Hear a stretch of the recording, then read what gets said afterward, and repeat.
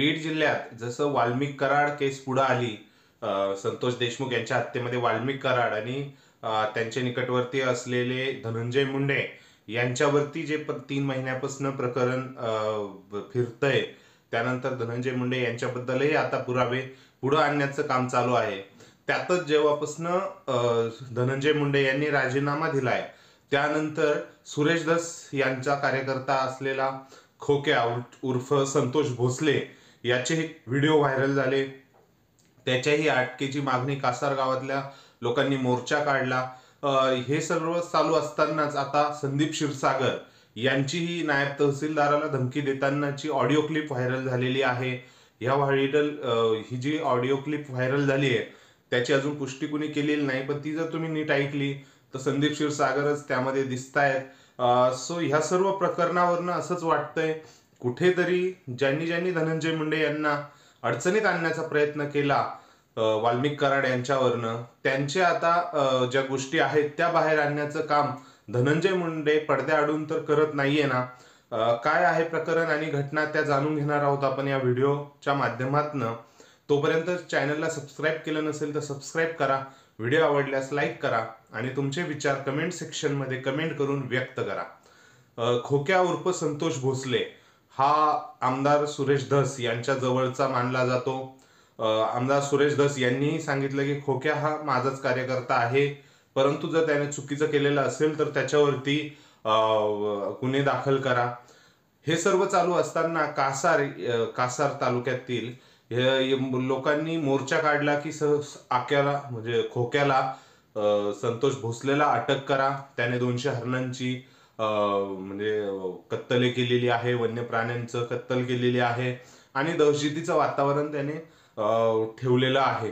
परंतु ह्या सर्व गोष्टींमध्ये आता खोक्याने म्हणजे पोलीस त्याचा शोध घेत आहेत. त्याने एका वृत्तवाहिनीला मुलाखत दिली आहे आणि त्या मुलाखतीमध्ये त्याने आपल्यावर जे आरोप झालेले आहे ते खोडण्याचा प्रयत्न केलेला आहे. त्यांनी सांगितलंय 200 काय मी एक सुद्धा हरिण मारलेलं नाहीये, पोलिसांनी व्यवस्थित तपास करावा, त्याच्या मुळापर्यंत जावा. त्यानंतर त्याने सांगितले मी पैसे उधळले ते फक्त मनोरंजनासाठी. भरपूर अशा रील्स आहेत माध्यमांमध्ये जिथे लोक पैसे उधळतात. मी मुकादम असल्यामुळे माझ्याकडे पैसे येतात आणि ते आल्यानंतर पगार वाटपासाठी लोकांच्या, आणि त्यासाठी मी ते एकत्र आलेले पैसे घेऊन रील्स बनवल्या. आणि दुसरी गोष्ट जी मारहाण केली होती ते मध्ये माझ्या मित्राच्या बायकोला त्याने वेगळं चाळे करण्याचा प्रयत्न केला होता. त्या मित्राच्या बायकोने मला सांगितलं, त्या संदर्भात मी त्याला मारहाण केलेली. आणि आपण नुसतं शिवरायांच्या महाराष्ट्रामध्ये म्हणतो आपण याला, आई बहिणीची छेड काढणाऱ्याला उघडं करा, नागडं करा, हाना मारा, चौकात मारा, या सर्व गोष्टी फक्त बोलण्यापुरत्या. मी केलं तर त्यात वाईट काय, अशा काही मुलाखतीमध्ये त्याने रोष व्यक्त केला खोक्या संतोष भोसलेने. सो आता पुढे काय होईल, पोलिसांनी त्याची गाडी जप्त केलेली आहे. जे काय होईल ते न्यायालयीन चौकशीमध्ये पुढे येईलच.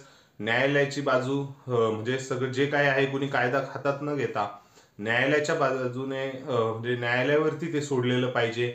न्यायव्यवस्थेवर तेवढा विश्वास ठेवून पुढे गेलं पाहिजे. सो या सर्व गोष्टी बघता खोक्या भोसले नक्कीच म्हणजे खोक्या भोसलेच्या आडून सुरेश धस यांना काहीतरी मेसेज देण्याचा प्रयत्न होताना दिसतोय. आता त्यातल्या त्यात आता दुसरं जे आमदार होते संदीप क्षीरसागर, राष्ट्रवादी काँग्रेस शरद पवार गटाचे जे आमदार आहेत बीड जिल्ह्याचे, बीड मतदारसंघाचे, त्या बीड मतदारसंघाच्या संदीप क्षीरसागर यांची एक ऑडिओ क्लिप आता व्हायरल करण्यात आलेली आहे. त्यामध्ये ते नायब तहसीलदाराला धमकावत आहेत. ही जी ऑडिओ क्लिप ऐकली, निश्चितच कुठेतरी जर ती खरी असेल तर संदीप क्षीरसागर यांच्या अडचणीत वाढ होण्याची शक्यता आहे. कारण ह्या गोष्टी आता जशा जशा सुरेश धस हेही धनंजय मुंडे यांच्या म्हणजे वाल्मिक कराड संतोष देशमुख हत्याकांडामध्ये वाल्मिक कराड सोबतच धनंजय मुंडे यांच्यावर त्यांचा जास्त आक्षेप होता. संदीप क्षीरसागर यांचाही धनंजय मुंडे यांच्यावर आक्षेप जास्त होता. सो कुठेतरी धनंजय मुंडे म्हणजे संतोष देशमुख यांच्या हत्याकांडात धनंजय मुंडे यांना टार्गेट केल्यामुळे कुठेतरी या नेत्यांच्या आता ऑडिओ क्लिप्स किंवा त्यांच्यावरही तसाच करण्याचा प्रयत्न होतोय की काय, ह्याच चर्चांना उधाण आलेलं आहे. तुम्हाला काय वाटतं ह्या सर्व गोष्टीबद्दल ते कमेंट सेक्शनमध्ये कमेंट करून नक्की कळवा. व्हिडिओ आवडल्यास लाईक करा आणि आपल्या चॅनलला सबस्क्राईब करायला विसरू नका. धन्यवाद.